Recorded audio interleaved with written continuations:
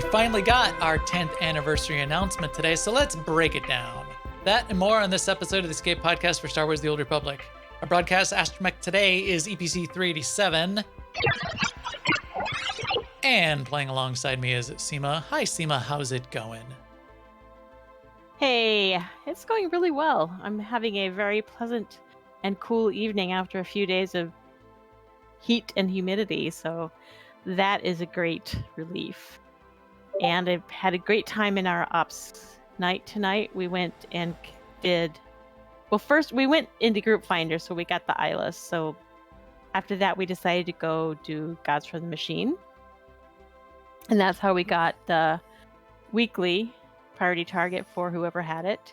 And then we went and did Nightmare Nephra as a, last 15 minutes of the night, which we sometimes do nowadays, which is always fun. And yeah, we had 2 people running with us that were guests, Khalif and Velik. And it was just really fun having them along, and we had a good night. Yeah. So I'm in a good mood. Tuesday on MFN, we went and also killed Eyeless, because that's what we do for MFN. When there's an event around, we usually kill the boss if there is one. Although we were kind of lamenting this week that all the new events don't have a lair boss or something that we can do as a big group. So it used to be that it was the Gree and the Rackles and the Bounty Hunt event, and it was like 2 out of 3 had lair bosses, but now it's like 2 out of 5 or 6. So that's kind of, I wish they would add some lair bosses to all the events. Like for the Feast of Prosperity, awesome. we could kill like a giant chef or something. Yeah, they totally should have done a lair boss for that one too. Yeah, absolutely. Yeah. So what else? I've been sort of leveling my I made 4 Sorks before we did Total Galactic War. It's not that I'm going to level all of them, but I do log into one or 2 of them each week, and log in and level a little bit more. And now with double XP going on, so I'm really, really doing that. Plus, I did actually go and spend my Emperor's chips, so I have been to the casino during the nightlife event that's going on right now, and I got, I think all in all, for the Emperor's chips I had, which I had just had from various operations and flashpoints or whatever, I ended up with, I think, 4 or 5 golden certificates and about 100,000 kingpin chips. So I have to, roll all those at some point. Yep. So you can live the lie. You can get to roll those dice in the casino of lies. Sit on the throne of lies that is those kingpin chips. Disappointment. And there's been disappointment. Some talk floating around the guild and other places, like this comes from Routinecast, about how you can sort of sculpt or have an influence on which priority targets you get. I did it. I did today. Yep. I did too. Yeah. So the idea is that you will not get the idea. Here's the idea. I'm not saying it's true, but it seems like it's true. If we log in a character that, for instance, like they said this in the patch notes, if you lock in a character who cannot do Section X, you won't get Section X as an objective. Right. So to carry that to its logical extreme, if you log in a character that can't do ops, can't do Andron, can't do OSAs, whatever, you're not going to get any of those as objectives. So if you log in a fairly low level character, you're basically going to get kill mobs on Homeworld or GSF, or if they're high enough level, PvP. Those will be your 3 choices. So if you like a weekly objective of PvP or GSF, log in a low level character. That's the trick. That's the idea, right? So I'm in the habit of logging in my main first off on Tuesdays. It's just a habit. There's not really a decision. And so I normally oftentimes get as a weekly priority objective ops. even if I get GSF or PvP and re-roll it, I might get ops. So for me, I like getting some things more than GSF or war zones. Right. So So for me, you'll it's log in a high level character. right, I'll log right. in a Because level then 1 from now on. if I log in a high level character, then I have a larger pool of things, and I'm less likely to get PvP and Right. GSF. So Right. there you go. So anyway, I tried it this morning with a low level character, and I did get um, kill mobs on the homeworlds, which I don't want to do because I don't want to go to like Hutta or Tython and kill 75 mobs that level 1 people are trying to do for their missions, Oh. their class story. Oh, you don't? Because I did. I mean, it doesn't I'm not saying I wouldn't, but I'm just not attracted to it, so I'm not. So here it is, it's like almost midnight and I haven't done it yet, so I think I'm Yeah. not gonna do it. Mm. Um, yeah, so that's what I did today, and then tomorrow I think I'm just gonna stick with plugging in a level 75. Or I might, because I don't really like getting Onderon, I might I might think about logging in a character that hasn't done the opening to Onderon. Hmm. Or something like that. Anyway, so that's way a lot of words. I'm having a good week. How are things going with you, Max? Going pretty well. I did the trick. I logged in a level 10 character first thing this morning. I did get kill mobs on Korriban, kill mobs on a starter planet as one of them, and Warzone, do a Warzone. So I went to Korriban on my level 75, fully decked out 306 Sork, and just lightning stormed everything, and they would like die in one tick of the lightning storm. I was just melting. There were a couple people running around, but yeah, I mean I was out of there in like 90 seconds. I So mean, I know. So it's really not a hardship for the other people because, right, and like you said, the you're just respawn rate is there for amazing. I mean, yeah. the stuff was respawning like I could have just stood in one place and just spun in a circle and got I got mean, packs of you're 5. there for less than 3 minutes, so Right, you're not really griefing anybody. It right. just doesn't appeal to me. That's all. So I I don't still like to been do CZ91D8 for the same reason. I don't like to stand in line for that and one that's heroic been kind of boss bad and lately because there's been a lot of people in there. There's been times you've got the one mission of CZ198. If you're trying to complete the weekly where you need to kill 35 35 employees on the outside or whatever. And I was there earlier this week and everything was dead. Every single mob in the entire, downstairs area, the 2 levels up where, Mhm. up where It the was all dead. everything was dead. There's a handful of us there, and you could just like run all around. And people just had to like stand around and wait for respawns. So that was kind of Yeah, that's annoying. not I don't like that. But I've been doing that. I did like, as you said, I did like all of the bosses that we killed on Tuesday and tonight with our ops team. The big thing that I thought was awesome tonight was we got the big cool decos. So we did Gods from the Machine, and we got a Nahut deco. We got one Esni or Avela, one of those 2 droids as a deco. We got Isaacs as a deco dropping. And then we did Nephra, and we got Nephra as a deco drops. When you get those big decos off of bosses like that, they are the It's ones that cool. are live. They're the ones that sort of like have an idle animation and sort of stand around and breathe, and so they're my favorite deck, and they're full size. So I have the Underlurker, I have the alchemical beast, which is Garge, and I have the Forge Master. What's his name from Dread Fortress? The cyborg Rancor Forge Master. I forgot his name, but those 3 are some of my. Oh, and the World Breaker. You put those together and it looks like a Godzilla versus King Kong Right. matchup It in does. your stronghold. It does. It really does. And then the last thing I've been doing is still making some credits, and I think I'm either close or I have now hit 4 billion credits. 4 billion. Might be tree fitty, but I think it's 4 billion. So a little bit of that too. All right, but that's us. Let's get into the news a little bit because that has been exciting a little bit, but we're don't want to bury the lead, and we want to get to the announcements relatively quick. So let's hit the news. Apparently, I drone Now, easily. an Imperial News Network report.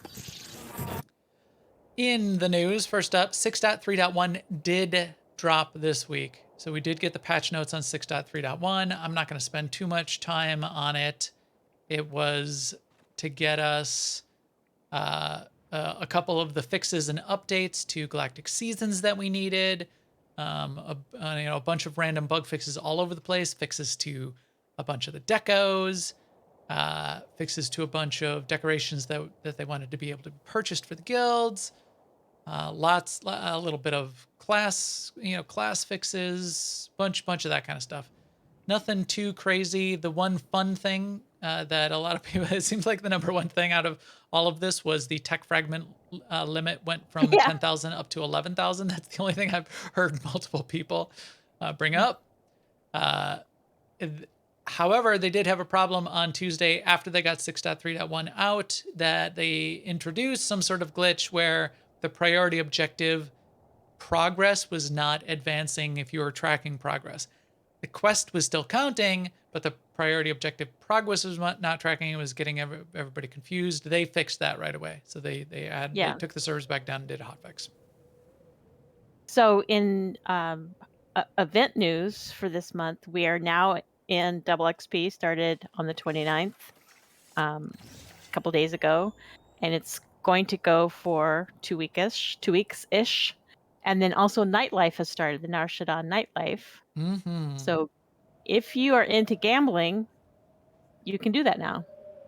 Yes, you can. And that's going to go until August 10th or so. So you have a few weeks, but don't procrastinate. No new companion this year. That's what I heard. I haven't been to the casino yet because it just makes me sad. But you can get some cool sort of shades that do like a rainbow glistening effect. Oh, nice. Well, the future's so bright. And they have I gotta wear shades. And they have a giant like credits symbol on the bridge of the nose. Interesting. Okay, well that makes it less interesting. I'm taking nuclear science. I love my classes. I got a crazy teacher who wears dark glasses. Things are going great. There you go. Okay. That's future so bright. I gotta wear shades. That's the lyrics.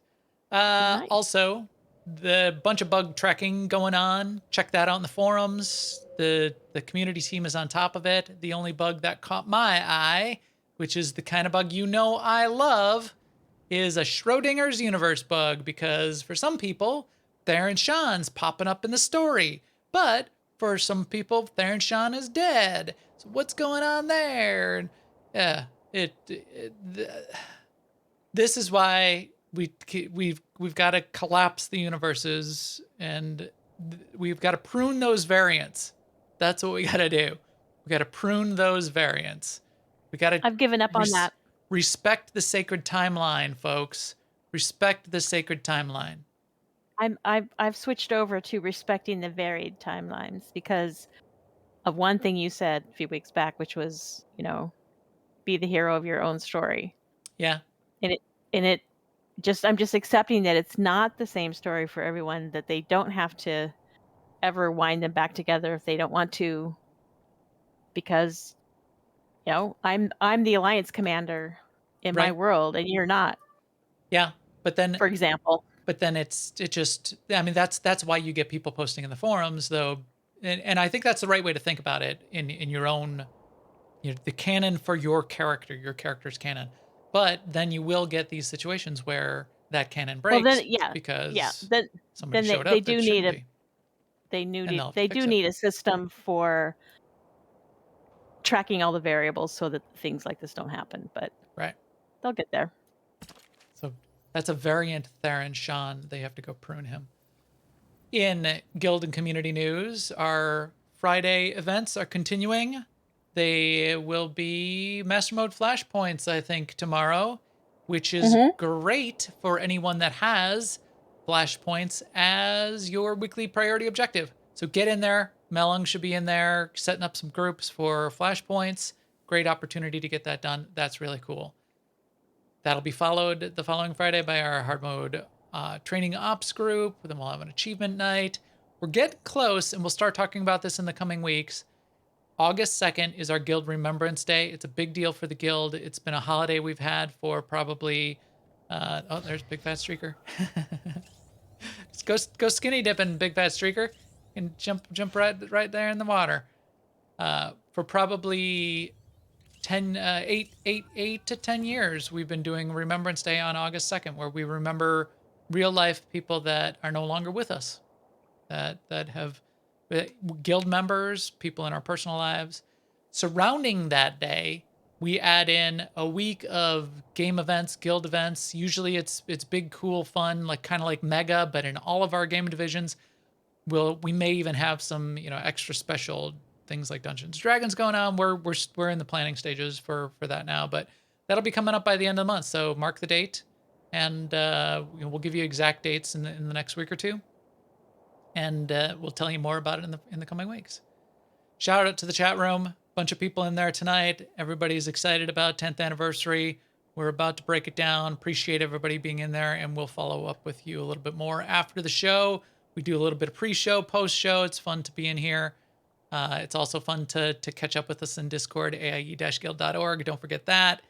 But now we can talk about the winds of change. Game changer. Game changer. Game changer. Game changer for... Game changer for the industry. Game changer for the industry, Seema. It's a game changer. Game is going to change. This water's looking That's pretty right. good, isn't it? That water's looking nice. We have nice water. We were in Iocath earlier today, and there's that big toilet bowl whirlpool. Yeah. Well, it's on. Yeah, I guess but that's it's God from the Machines. That's true. God from the yeah, you're right. God's from the machine, not God from the machines. God from the machine. God from the machine. All the water in this game, it looks pretty nice. Regardless, we are here on Manon because that was part of the announcement. I am a bounty hunter. That is a sniper. That was part of the announcement. So we're going to go through all of this. I've got basically a screenshot of every slide or scene change that they had in the stream. We'll break it all down. We're going to just scratch the surface on this stuff as you'd expect. We're only going to go through a half hour. They only did a half hour. They're going to have a bunch of breakdown streams in the next couple weeks, which I think will be fun to go through. Any intro comments, opening comments that you wanted to sort of throw out there before I open it up here? Well, I'll just say that what we heard today in the live stream and saw from their notes from the live stream is really high level. Yep. So we have a lot to learn yet, but we're going to talk about that high level. Right. And we'll speculate a little bit, especially on things like the combat styles. We'll talk about our interpretation of some of these things, but we're going to learn more. So we reserve the right to be corrected if that's the case. They kicked off the stream, which I thought was sort of nice, and I'll just sort of flip through the pictures here with a bunch of the devs doing a couple minute personal talk about their experience over the past 10 years. I thought that was nice. So we had Fred Newman, who joined BioWare in 2011. We had Cole Riston, audio director, who joined in 2014. Jen Harkness, senior engine programmer, who joined in 2010. Caitlin Sullivan Kelly, game writer, joined in 2014. So these are all longtime employees. I mean, for any company, this is long time. Fabian Parker, lead external dev artist, joined in 2011. Anna Lee designed Tau Adair, a couple of the other characters. So concept art supervisor, joined in 2014. Matt Pusevich, our very own Matt Pusevich, who was looking pretty sly with there today. Game designer, operations designer extraordinaire, joined in 2009. Wow, he's an old timer. Ashley Rule joined in 2011. Wow, how could she have joined in 2011? She looks like she's 21.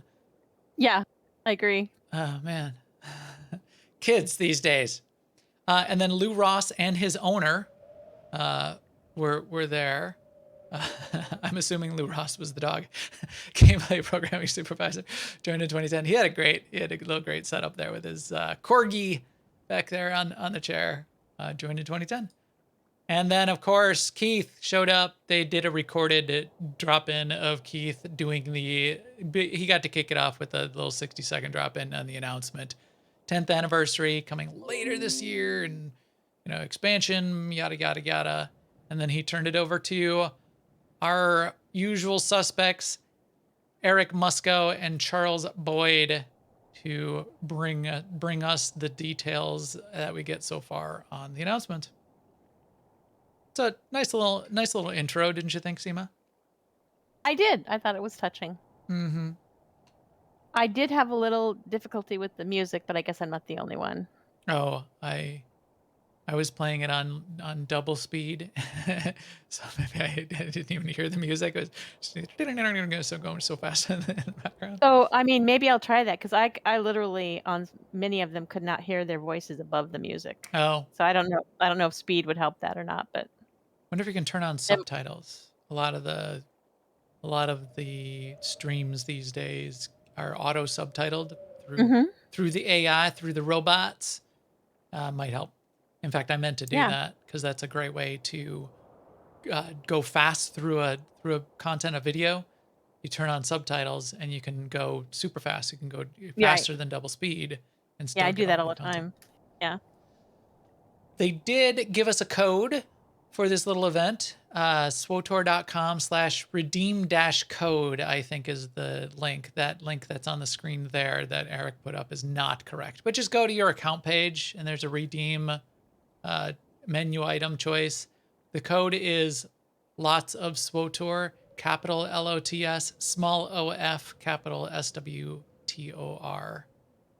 Do it by July 15th. I should log into my other account and tell my son to log into his account, get that LOTSofSWTOR in there. You get a Hedda Cole Stronghold decoration. It's a framed picture for the wall. First thing up, this seemed to be a prime feature. So I think that I'm much more interested in the content, which we'll get to in a second as well. I think that's going to be a favorite part of what I'm hoping to get to and see more. Malgus is unleashed, man. He's out there. But the combat styles was the key feature that they seem to be hyping up and promoting. So let's talk about it for just a second. So they showed a couple screens like this. They said, hey, this is kind of how advanced classes work today. If you're a Jedi Knight, you're either rolling as a Guardian or a Sentinel. If you're a Trooper, you're either rolling as a Vanguard or a Commando. And then they said, well, maybe it doesn't have to be that way. Maybe you could be a Trooper and play the Trooper class story, but you could maybe be a Vanguard or a Commando, or maybe even be a Scoundrel, or a Trooper who plays as a Gunslinger, or a Trooper who plays as a Sniper. Your class story will stay the same, but you'll get to play in these different combat styles. So instead of specs or advanced classes, the name is changed to combat style. We know that for sure. And then we know some of this play as or use as is the way they've framed the way this feature is going to work. Let me give you my interpretation, and it could be wrong, but my interpretation is different than the way a lot of people were sort of reading into this. And in my interpretation, I'm so on this. I'm sort of meh on the whole feature overall. I think it'll be more interesting to new players or players who are playing the class story now, or you have more class stories to play. Because my interpretation is the advanced classes Vanguard, Commando, Scoundrel, Gunslinger. Say I'm a Trooper. I will now have the opportunity to change my advanced class. I'm a Trooper. I rolled my Vanguard. 9.5 years ago. I could take my Vanguard and switch it to Commando, or switch it to Gunslinger, or switch it to Scoundrel. All I'll be doing, though, is I will change. It'll still be my Trooper. He'll still be Trooper class story. He'll still be counted as a Trooper and talked to as a Trooper.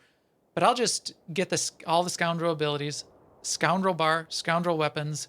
I'll just play as a Scoundrel.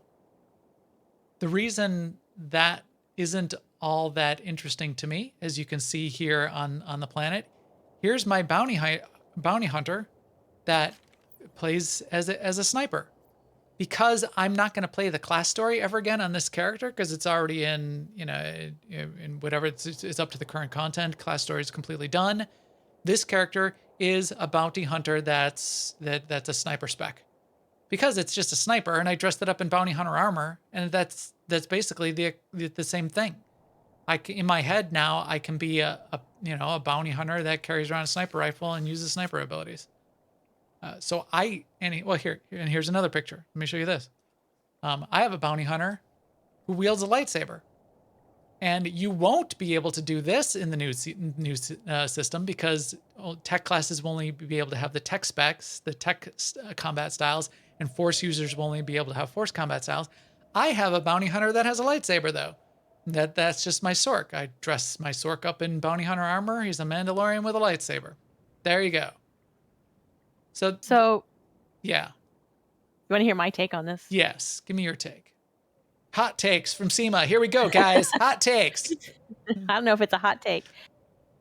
So remember back before GSF I remember. when all we had was a space mission on rails and people were requesting that they would take it off the rails. Mm-hmm.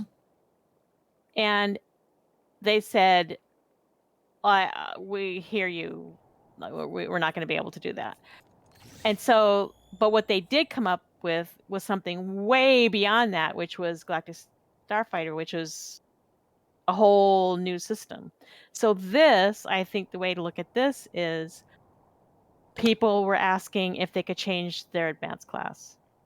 So instead of just giving the ability to change your advanced class, now you can change your advanced class basically. Well, we don't know this part, but we're thinking whenever you want to. Yep. There might be some limitations, but we don't know that yet. Not only can you change your advanced class, but you can change it to 6 other things besides the 2 or 2 or 3 of your choice. So it's like Yep. a version of things that people have been asking for, but it's way bigger. Right. Which is fine and fun. And there will be situations where that will potentially be useful and interesting, potentially even for me. Like I've got my bounty hunter, my mercenary is my main. My mercenary bounty hunter is my main. If once in a while I could switch it to a power tech and tank on it, okay, maybe that's interesting. If I prefer to tank as a with the Vanguard named abilities and use a sniper a rifle instead of power tech using blasters, okay, maybe I'll be able to do that. And there's another feature we're going to be talking about in just a second, the loadouts, that could synergize with this really well and have a one button click to switch to my loadout. That's my bounty hunter switching to my Vanguard loadout. That could be really interesting. However, for the old timers like me, I'm a mercenary. I'm playing on my mercenary. I need a power tech. I need to tank. Rather than like have a full set of power tech armor in my bags and power tech weapons and carry all that around, I could just log in my power tech, which is what I would do.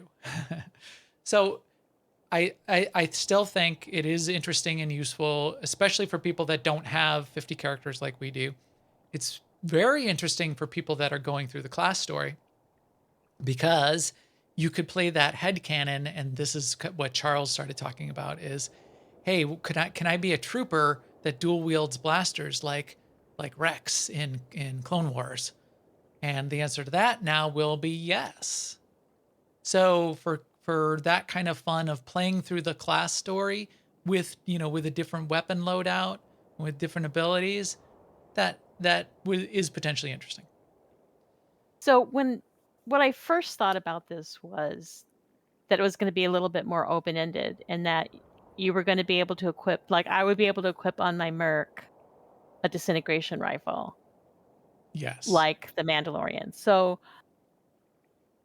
now I don't think that, right? I don't think that because I could equip a blaster rifle or a sniper rifle, but then I wouldn't actually be. You would just be a sniper or a Vanguard. Right, in I that wouldn't case. be a merc anymore. So and Right. right, I wouldn't be a healer. I wouldn't. So it's a much bigger change than just Yeah. um than just that. However, as people throughout the day have been speculating on how this is going to work, well, like um, Forrester just said in the chat, like being able to stealth could be potentially a very useful thing. Like maybe I want to do conquest on my merc, but I want to do the pub side heroics that I can do in 5 minutes. Yep. And so I can just become, well, yeah, I could become a scoundrel Being for the able morning. to switch to a stealth class and be able to stealth through stuff. Now, are we gonna get into a situation where you get into a pug group, you're in a flashpoint, and the pugs now demand that everyone switch to stealth, everyone switch to operative, because we're gonna stealth I past think all this stuff? that's Uh, gonna depend on how easy it is to switch. yes, and we What's don't gonna know be a that yet. bigger right? What's gonna I mean, they've said that there's gonna be we can have loadouts for it and it's a click, but maybe you have to go to the fleet to do it because, like olden days when you would change your spec. Or there's a However, cost, or there's a cooldown. We don't know those things yet. And then one I other mean, thing they said was, if you want to be a Jedi consular and switch to a Sork spec, even that will be possible. But they said so far, and I hope they don't go this route, but you'll need to be dark side to go Sork. right? I My don't get Sork is that. light side. Right? Right. Does So that mean your light side sword is going to start throwing pebbles because now you can't do great. lightning if you're not dark side? Yeah. So I'm gonna force choke a fool, but in a good way. Right. But in the live stream they said you'd have to go dark stream because that would only make sense. And I'm like, well, how does No, that make doesn't sense? make I sense don't at get all. that. Yeah. Yeah. What are you talking about? What you talking about, Charles? Um, what I see also happening is, and some people will love this and some people won't, but like if you're in a situation with your ops team or any ops team, a pug or whatever, and the composition of the team is not quite right, then the pressure is on for you to change your Yes, playstyle, right? that too. So like if you come like you love being Marauder, but the raid leader has decided that doesn't want any melee in this fight, can turn to you and say, switch to a Sork, switch to a gunslinger. Yep. Whether and I mean maybe you want to do that, right? Maybe that's how you like to play. Like I know people who that's what they do. They play every class. They love being able to bring all the functionality, any type of functionality that be required by the team. This is great for them. But this is a problem we ran into, or I ran into with Rift, because Rift was a game that had just tens of specs for every class. So like I played a cleric and I think there were like 5 different healing specs for cleric, and there were also tank specs and DPS specs. So if you were on your raid team and they said, I'd rather you go with the hot spec or the nuke spec, or can you DPS tonight, or we're really short at tank, will you switch to tank? That's a lot of pressure. I don't know if I want that. Yeah. So see how that works out. So we're having some debates in the chat room here. Why don't they just let everyone use all the weapons? And I think the problem there is probably ability animations would take them all would have caused them to have a lot of work. Here I am stuttering because I'm also typing typing into the chat room while I'm talking. Imagine you're a merc and you want to wield an assault cannon. How do you still have assault cannon in your hands and then do like the missile blast abilities and that kind of thing? So it's Right. I think what they've done is basically the smoothest thing they could have done, right. because yeah, The none of easiest that will be amount an of issue work. now. Right. Yeah. So ability to switch between presets quickly with loadouts. So just to be clear about loadouts, what a loadout means. So this is another feature, and I'm actually much more excited about loadouts by themselves. Combat styles, Right. even if they canceled combat styles, loadouts I think is the #1 feature update that I've heard of so far for this expansion that makes the 10th anniversary. You have gear, abilities. You have your loadout on your bars. You have utility points. If I PvP and I do PvE, oftentimes even the way your bars are set up, the utility points you have allocated for sure, and potentially the armor that you're wearing, you don't need 110 accuracy when you PvP. Being able to, at the click of a button, switch between a PvP loadout and a PvE loadout, that's pretty interesting. I like that. So that is good. DPS to healer, tank to DPS, being able to press a button and switch your loadout is going to be super useful. Something that a bunch of games have had for a while. Star Wars really needed it. Glad we're getting it. 2 thumbs up. All right. So that's feature wise. We're going to get a bunch more details. We I have one more wrong. comment. Oh yeah. Okay. Because we have a bullet on here, class balance changes. Does class balance even matter then? Well, class balance I think still matters. Because if you're the person who's complaining that XYZ class is overpowered, then why don't you just change to that spec? Interesting perspective. Yeah, I don't think so though, because I say I play Merc, I play Arsenal Merc or IO Merc. To say that I should just switch to Sniper because it's the flavor of the month in PvP, I'm not good at Sniper. I'm not good at the rotation of the abilities. You're not the person who's complaining about snipers being overpowered in that example. But no, but if I was competitive in PvP, if I was doing ranked and if you were if you were competitive in 80, PvP, you probably would be playing flavor of the month. Possibly. Or I'm not saying I should say, I know I said this, but maybe class balance changes. It's not that they don't matter, but they don't have to come as close. Yeah. Well, maybe it takes the pressure off them, because you could just say, well, then everybody can play, whatever the flavor of the month is. Sure, you still will get hardcore people complaining, even if they play the flavor of the month, because they want to play their preferred class. So I don't know. And the other thing is they have to do class balance changes because we're going to be going up to level 80. That changes scaling of stats. They'll probably add a new ability. They could put the bullet up there. Well, they have to do it anyway. That's definitely, yes, they have to tweak that stuff. Yeah. I wouldn't call that class balance though. But it always happens when they scale up. They have to even change the amount of damage that scales on abilities. Right. That's scaling. Yeah, that's what I would call that. To me, when they say class balance, I think of how the classes perform compared to each other. Right. The 0, +5, -5, your ranged or your melee, burst spec versus dot specs. They've got their scale. They'll need to rebalance everything so it still fits into that scale. Yeah, we've already considered that when we get to level 80, maybe we'll be able to do 3 rocket outs.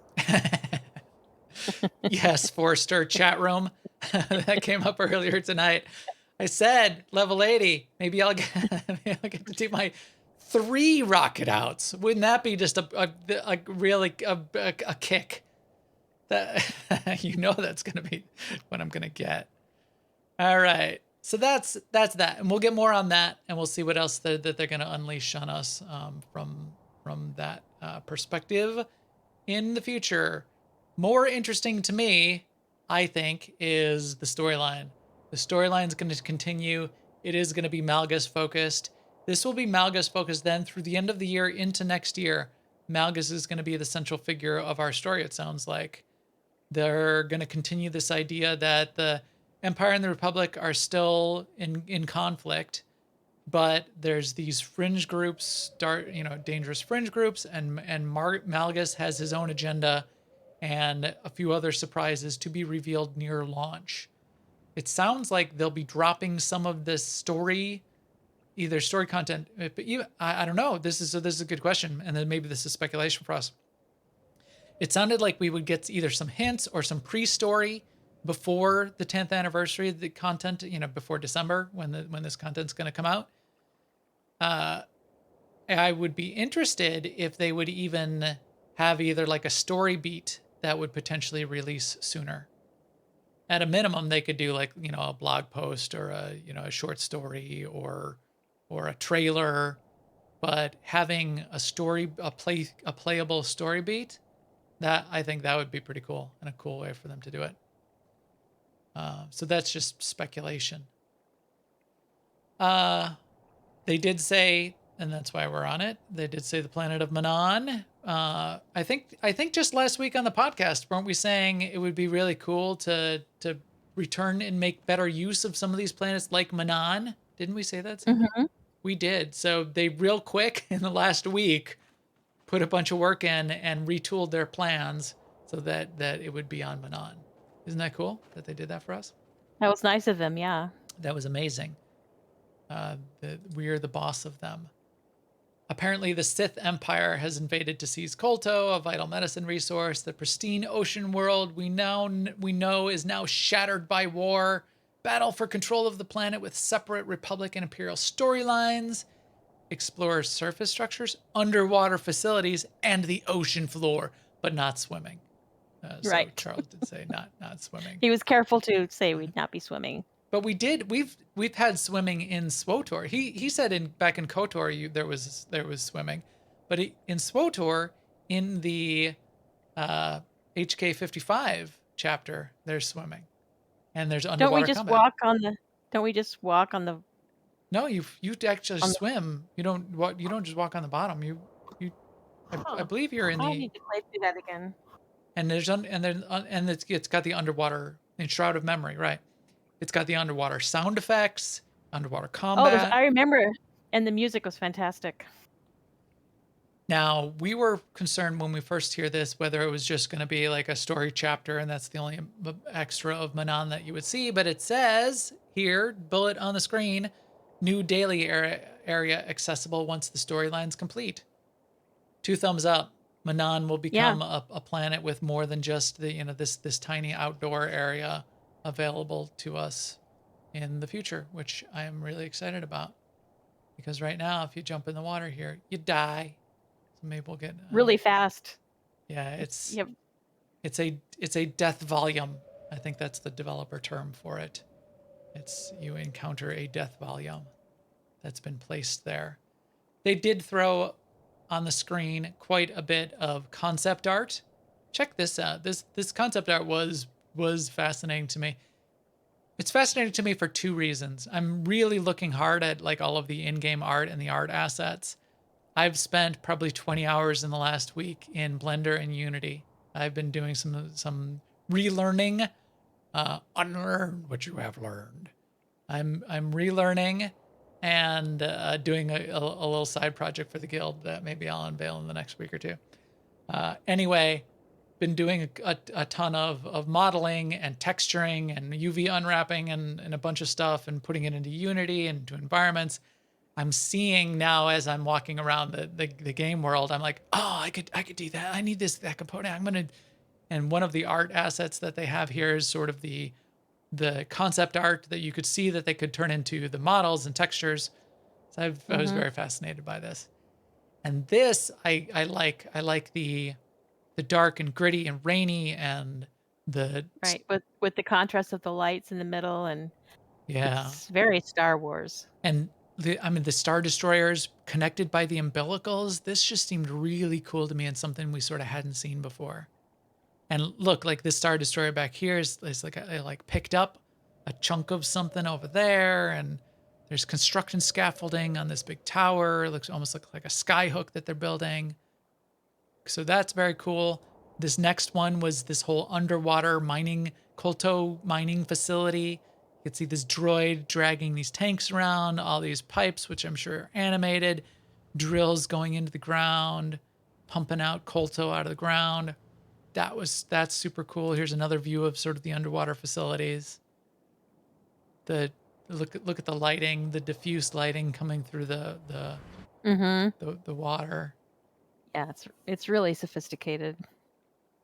And here's an interior shot, which looks like it's a little busted up. You know, again, we're going to be at war. There's going to be battles going on. Don't shoot your blaster around the transparent Don't break the steel. windows. Yeah, don't break the wheel. You're gonna get. That's a fast way to a dark and watery death. Here's another outside shot. The I'd love to see the waves that like a stormy. In fact, they've shown 2 shots now, exterior shots with rainy. It's like the stormy rainy. That'd be really cool to see with like big like white caps splashing up on the. Yes, Ah, that that'd would be be. cool. And here's another of those underwater shots. This reminds me, I haven't spent much time in it, but we do have a Manon stronghold, and you do have underwater rooms in your Manon stronghold. There's even hooks outside the underwater windows where you can put some Yeah. decorations out in the on the ocean floor. That's kind of interesting. Yeah, Force Chuckle. That's exactly what it reminded me of. It reminded me of Camino, these stormy this stormy outside view on sort of that oceany planet is where Camino is the planet where the clones were developed, and you've seen it in some of the prequel movies and in the Clone Wars movies. Along with this content, along with Manon, there will be a new flashpoint that they've confirmed, and this will be us continuing to pursue Darth Malgus and trying to track him down. The new flashpoint is on the planet of Elam. I caught a whiff of an interesting smell that pervades this new flashpoint. It's the Elam musk. Seema, it's the Elam musk. How about that? Elon Musk, like the guy, Elon Musk. So we're going to explore this ruined fortress world, and we have concept art of this as well. Remember, Malgus has been collecting those relics. We need to find out what he's been doing and why. Available in all difficulties. A nice little bullet there. This is some of the concept art. Again, Eric said this was one of his favorite shots, sort of like this dusty world where you're going to encounter Sith relics, ancient relics, Force user, temple, Jedi temple kind of environment. And then this was the concept. This is the drawn concept art. See, this is what I can't do. I'm not an artist. I could model. I can create objects. What I cannot do is the textures in the painting. So I'm going to need to team up with somebody who can do that kind of stuff if I ever wanted to actually do some 3D modeling. Because I can even be creative and make creative models. I could probably make models for any of this stuff, and even design some things. The modeling. What I can't do is the painting and the textures that go on top of it. And there's so much you can do with it when you're doing models like this that is really low polygon. Like you might even have just a single plane on the surface of this monolith, for example. And with a really good artist who does a texture and a texture map that applies to that flat polygon, it adds so much depth to the object. So this is really cool to see. And you can tell they've got some talented people on staff. Look, it almost looks like an architect, the way the writing is. It's somebody that's got some architect skills. I took drafting in college. I've forgotten it all.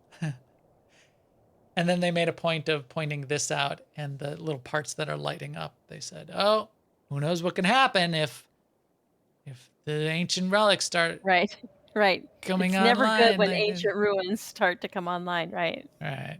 So we'll see what's going to happen there. And then not just a flashpoint, Seema, but what else? What else do we get? Also, an operation, a 5-boss operation. Group content, people. 5 boss, full 8-man, 16-man operation. Head into deep space to combat a new threat. I've already heard people saying, "Oh, another Zerka one." It will act. And this is interesting. And Charles said it explicitly. I made a note. This is going to kind of be a continuation to some degree of the Duxon storyline, where Zerka's doing some stuff and stuff gets out of hand, and this is now more things that are going to happen. I think this is also, though, going to tie into the broader storyline with this idea of the Sith cult and the dangerous Right. factions and that kind of thing. And I don't think it's going to be a Zerka themed art. No. Yeah. Right. And it's not going to be, I don't think it's going to be Zerka that's messing around now. It's like this cult stole some stuff Yeah. maybe from Right. Duxon, but So we might get it's some not. of the same characters that lead into it, and they say, "Oh, we'll get that Scottish Sith, the Scottish Imperial woman again. They stole I hope some so. of our technology. You have to go get it." But Yes. this is the concept art for it, which is kind of that Sith, dark Sith arts horror, dark, messy, gooey madness that is I think gonna be the kind of theme that we're gonna get into. So between this and then the outside shots of this derelict space station, and then this shot, they really seemed so. Any comments on this sort of? Musko almost referred to it as space horror. Yeah. He said as a horror fan, he was really enjoying this art. Mm-hmm. So we'll see where that goes on the inside. The outside, though, they made a big deal of this shot and this shot. So this is obviously some big sort of space weapon, and they alluded to the way they were talking about it seemed to be this should be something we should understand or know about or get a reference to. The only thing that came to mind when I saw this and this is kind of, but not really, the Starforge. I mean, if you're going to talk about KOTOR days and giant, devices, and it kind of, but it's not. This is not what the Starforge really looks like. Only really loosely. The Starforge has sort of like a round sphere part in the middle, and it's much more elegant and sort of a long tiered structure around it. It does do, and like it can do the sort of like the energy blast out of the end, and it's got a couple similarities. I don't know. Is anyone? I'm keeping an eye on the chat room here. If anyone else out there has guesses or ideas, drop them in Discord or drop them in comments on YouTube. I'd love to hear. Do you have anything, Seema, that comes to mind for you? No, it just looks like it has definitely seen better days. It does look like a derelict that's now being either repaired or trying to come back online, or maybe in progress of being built around some other kind of older structure. So it could be Starforgian. The idea of the Starforge was ancient Rakata self-replicating technology. In fact, is it in the class story? I believe in the Imperial side class story, or is it in? It's either in class. I think it's in class story on Tatooine. You get a chunk of Starforge, and you get it out of the hands of people that shouldn't have it, but it's still out there. So who knows? Maybe it is. Maybe it's a resurrection of Starforgian technology, and this is now sort of how it's remanifesting itself. Because it was only like a small chunk that was continuing to replicate at the time. I don't know. But we shall see. And I'm really glad we're getting an operation. How about 2? Beautiful day for an operation. Let's play 2. So we'll see where that goes. And we'll see what happens when the testing starts up. Keep in mind, when this gets on the PTS, if you do have an opportunity to test out operations like this, every once in a while, there can be a Matt Pusevich lurking behind the curtain and watching you play. That has happened to multiple groups, including ours. And we were in IOCATH earlier today with our ops team. And when you're playing the Isaacs fight in story mode, there's a giant orange telegraph every time he's going to do his claw swipe. That telegraph is there because of our ops team.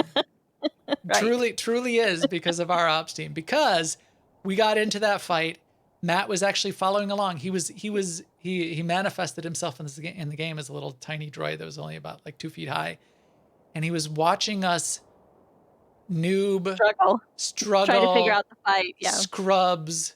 We only test out story mode content because we're terrible. We're not that terrible, but we did not get what was going on, and the claw swipe, and he's like, he typed in, and it wasn't in voice because he was watching multiple groups at the time, but he typed in chat, I think I'm gonna have to have him add some telegraphs here. We're like, ooh, we are bad. And You're welcome, fellow so there you go. story mode operators. So get in there, play it. Let Matt see how much help we need, and get those telegraphs added and those mechanics dumbed down for story mode, because that's what we need. All right. Anything else on the sort of the content side? Malgus. Malgus is back. Malgus Unchained, off the leash. Yeah, infinite engine. That's what I kept referring to. You're absolutely right. But infinite engine, that was the core of the star of Revan's Starforge, right? Anyway, Malgus, 2 thumbs up from me. I'm Team Malgus. I'll sign up. He's not good. Seema made the point earlier. He's not a good guy. But But he's inclusive. Yeah, he's inclusive. I mean, as long as you're not his girlfriend. True, he didn't really include her in his plans, did he? He included her neck in his grip. Team Malgus. I'm Team Malgus all the way. Yeah, is any Sith Emperor or any Dark Council member actually good besides you potentially? I guess basically your point is the bar is pretty low. Yeah. I mean, he's probably the best of what we've got to go with there, and as you said, he's progressive. He's inclusive. Aliens, and everyone's open. All are welcome, and bringing everything together and stopping bad behavior. Sure, he's gonna have to kill a few fools to get it to make things better. Let's see what he's up to. We'll see what he's up to. Maybe he's gonna kill everybody maybe he's gonna go Thanos on us and kill half the galaxy to save the rest. But I don't know. Maybe I'll still be on side in with him as far as that goes. They also said Galactic Season 2, Shadows of the Underworld, will be coming in this time frame sometime as well. I wasn't exactly clear if they said sort of in the 10th anniversary time frame, or even just after the 10th anniversary or before the 10th anniversary. Did you catch that? Oh. I just think that we're always gonna have some Galactic Season active. So yeah. I think there could be a break between them, between the Galactic Seasons. Yeah. And then revive. And this is what a lot of games are sort of doing with their Game Pass Galactic Season, achievement event kind of seasonal stuff, is they'll have a little bit of a break in between. It would be a little bit tiring to potentially roll from one to another. Although I'll be done probably in a few weeks, and we'll have my own break even before the end of this current season. So there's that. They said the key companion that will be coming for Galactic Season 2 will be a Duros companion. And this is, didn't they say his name even? Yeah, Fenziel. Fenziel there. A Duros companion with a cybernetic eye. All right, I like this guy. No anteater, but this will be the first Duros companion out there. Yeah. So this will be kind of cool. And it doesn't involve a lot of RNG to get him, I'm sure. No. Just No, comparing him to yes. the nightlife companions. No Rhodian for me. Exactly. You got it, Seema. Let's see if I can go another year with no Rhodian. I'm gonna, So they mentioned quality of life changes based on what they've learned from Galactic season 1, and I'm kind of curious as to how that's going to play out, but we'll find out. right. Right. Because because they haven't finished fixing Galactic season 1, so maybe they could start I'm there. wondering if there's like a get the line between fixing things and quality of life upgrades is kind of fuzzy. Mm-hmm.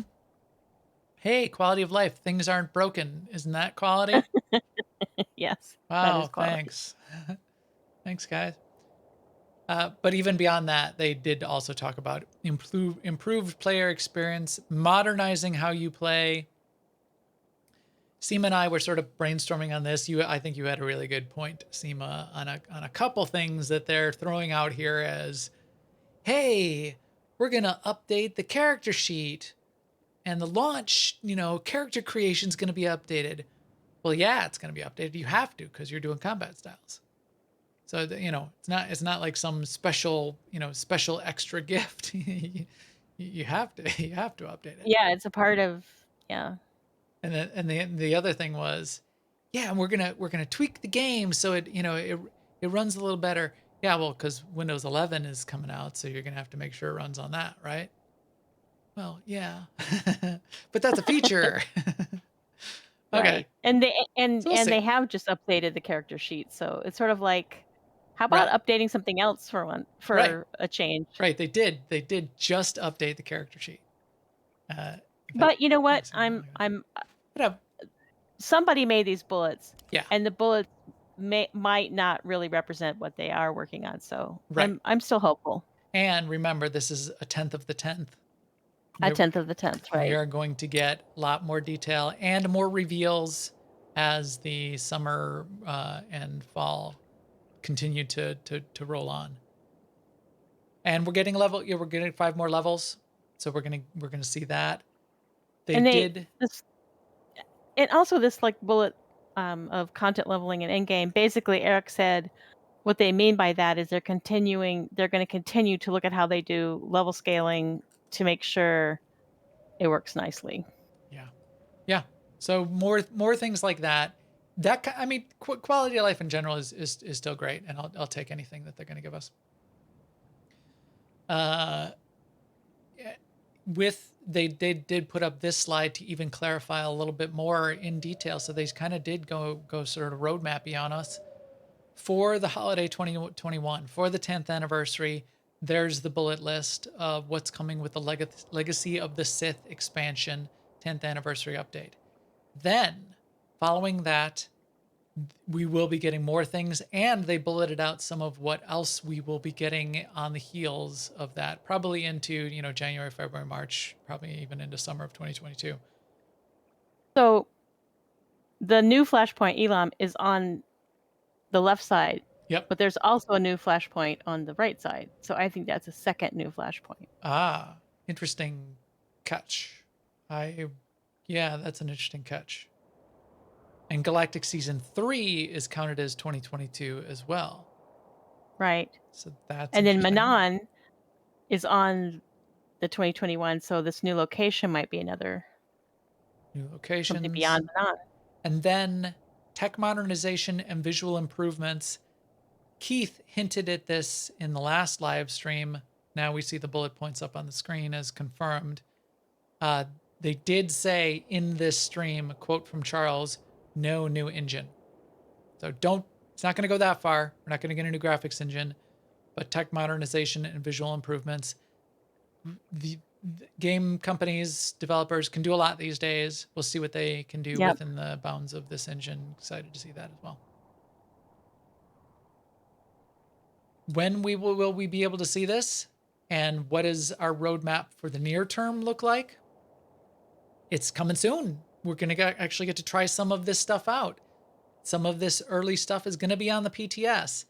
It will be in varying states of completeness, and I even have this screen up. Jackie even popped on the stream for a few minutes at the end of it to talk about how they're going to be very careful and even color code the way that they're going to tell us what state things are in as they're introduced to the community. Is it, hey, this is early preview, just concept, it could change drastically, or this is relatively baked and you should be testing it because it's in release candidate mode. So they're going to be careful as far as how they communicate that to us in theory. And some of it's going to be coming relatively quickly. So July 5th, so that's in 4 days. PTS in theory is going to be up in 4 days, and the Jedi Guardian will be on the PTS. So I'm assuming this will be the level 80 Jedi Guardian. I doubt any of the combat styles stuff is going to be part of it. I think what we're going to be seeing is Jedi Guardian, existing Jedi Guardian advanced class, and then the level 80 ability. I think we're going to see the combat styles and not the level 80 abilities. Okay, so when we got a bet going on here. Or maybe some placeholder abilities or something, just scale. But I definitely think what this is for is for it's an early look at the combat style stuff. I think it will not be combat styles. I think it will be one of the traditional, hey, here's the level 80 Jedi Guardian with the new. I bet you 4 billion credits. I bet you 1 credit. We're going to do a Trading Places Mortimer. Okay. 1 credit, Seema. Trading Places reference. Then on 7/12, on the 12th, we're going to see Seeing Red, a Mandalorian short story. So this will be a little bit more of that Mandalorian story stuff that's been floating around. Some of the Spirit of Vengeance, maybe a continuation of some of that. On 7/19, we're going to get a dev team feature. Ashley will be able to talk about SWTOR cinematics and some of the work she does there. And 7/26, we'll get a little more content on Manon. And then in August and beyond, we'll have ongoing PTS updates, continuing interviews with content creators, and additional web content. So Daniel will be doing a bunch of work to make sure that we get our web content updated. And right away, Daniel had the update post, which was actually looks really good, with the details of what was announced today, including some extra screenshots, some of the concept art embedded in that post, and then the listing with some of the bullet points on what they talked about in the stream. So good work on that, Daniel Steed. Yeah, and as I said, then we got, and I actually had to take multiple screenshots. I was screenshotting out of the stream while it was playing, and I had to do Jackie's screenshot like 15 times. I kept getting her with her eyes closed. So sorry, Jackie, this is the best I could get. I had to get one of while the lower third name was up there because I wanted the names to show as well. There was better screenshots I could have gotten if I didn't have the name on there. But it wasn't one with the eyes closed. So you got that going for you. And that's it. Excited, I like Seema? the color coding. I like the color coding idea for Yeah. the BTS. Yes. And the idea of more the clear communication to really hit hard on this is just an idea, provide idea feedback versus this is a baked concept, provide bug tracking feedback, because those are two very different ways to approach what you might see on the PTS. And I saw, several comments flashing by in the Twitch chat still of people saying, don't bother to give feedback because if you give it, they don't listen anyway. It's not true. Not true. They do listen. Not true Just there. They may not implement what you wanted, or they may not fix a bug that you reported, but that's going to be a priority issue, not that they just don't read it or don't care. Right. I'm excited. Are you to see how it excited to develops. level to Are you excited to get leveling? I don't know. I'm excited to get leveling. What's going to happen to my gear? That's a little bit of a concern. Like, Really? I have no concerns about that. well, I mostly don't, except if Apex Predator for some reason no longer works at level 80. Well, I don't think it will work at level 80. Okay. Well, then I do have a little bit of a problem with it. I I mean, I I'm fine with I going to don't like, have I guess like I don't have a 320. concern because I've done this with every MMO I've Well, played yeah, yeah, for the last yeah. 12 years. Your I mean, gear never survives the next pack. it was only like a month ago that I finally got my Apex Predator set complete, and now it's going to be obsolete in 6 months. I mean, I'm still 6 months, still a long enough time. So There's people that are still so completing their sets, and they might Forcer not said complete it. they should keep the existing set bonuses and add some new ones. And maybe they will. That just makes it exponentially harder to tune fights if they have to account for multiple set bonuses out there. Right, right. If And they have done it before. They've done it two different ways, right? In the past they have done it that the set bonuses don't change. yeah, right, And they've done it the other way where the set bonuses don't count become after a obsolete. certain Yeah, level. So and yeah, since it's they turn since off it's after a certain I level. mean, since it's only 5 levels, and like you said, people have just now started to finish their sets in some cases, maybe it'll be the former and not the latter. Right. I bet it's going to be the former. But Think of all the work in that this game, would I have go faith that on that. there's just gonna be a lot of gear everywhere, so it's just gonna be Right. really. I'm not worried about getting to the new gear level at all. No, I know. That will be interesting. I say that, oh, my Apex Predator set. Yeah, I wouldn't mind the sets getting reworked, and maybe just throw out all the current sets then and get a whole new set at level 80. Maybe I would actually prefer that. Now I'm That's what going they did back. last time. If Yeah. Because I really wish the sets and the tacticals were a little bit more interesting. Cuz Yeah. right now I wear Apex Predator only because it makes the DPS slightly better for Arsenal. Not because Right. it changes the way you play. It's just because Or gives you something interesting. it give Yeah. or it yeah, it doesn't, if I switch between concentrated fire and Apex Predator, it's just a percentage or two of DPS difference. If And you get a set bonus that allows you to do a certain, like, channeled ability on the move, then to me that's interesting right, versus being able to do a little more DPS. right. Allows the Vanguard to do all of its moves at 15 meters instead of just 5. Allows, that would be game changer for how you might play the class, and how like even in PvP, when you encounter someone who has a certain tactical and gear set in PvP who's a Vanguard, they might play differently, and you might need to react to them differently depending on what tactical and gear set that they have. That would be interesting. That would have my Yeah. attention. But five new levels, that sounds, I never mind leveling up in a new expansion. I never mind getting a new ability. I mean, might as well have a third rocket out, uh, as we know will happen. While everyone else gets they get to like blast it off into space and drop nuclear weapons and or whatever. We're just gonna get a third rocket out for our mercenaries. Can't wait. But we're gonna have to wait to see what else is gonna come. I do expect by the end of the year to get even a couple of surprises beyond what is even been alluded to just yet. We'll be waiting with bated breath to see what that looks like. But for now, I think we're ready to wrap up and kick our EPC 387 droid out in airlock to bring this podcast to all of you out there.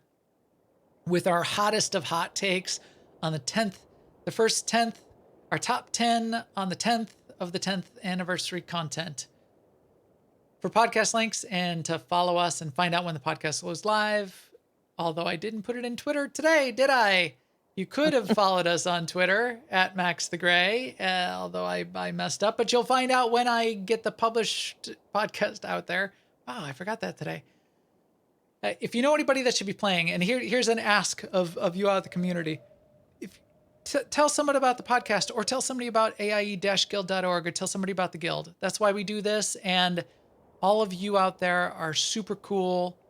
The people who are in the chat room here with us every week, the people who have joined the guild recently, tell one other person that you think should come play with us and come join us, because that's why we do this, and I think that would be super cool to continue to see those new players coming in as the year moves on and as we move to the 10th anniversary. It's going to be super exciting for all of us. AIE-guild.org is our guild link. In the upper right corner of AIE-guild.org is our Discord link.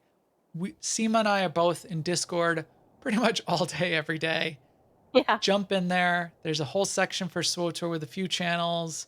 We chat about spoilery stuff for Star Wars content, Bad Batch. We chat about the game. We get groups get together. We talk about our mandatory fun nights on Tuesday nights, our open guild nights, our guild fun nights on Friday nights. Our ops teams post in there and say, hey, we've got an open spot. Who wants to run? We did that tonight for our ops team. We had Caliph and Velik who came and ran with us tonight. Thanks to those guys. Get in there. We'd love to see you. We're on Starforge, Imperial Republic, all the things. And with that, we will talk to you soon. Later, everyone.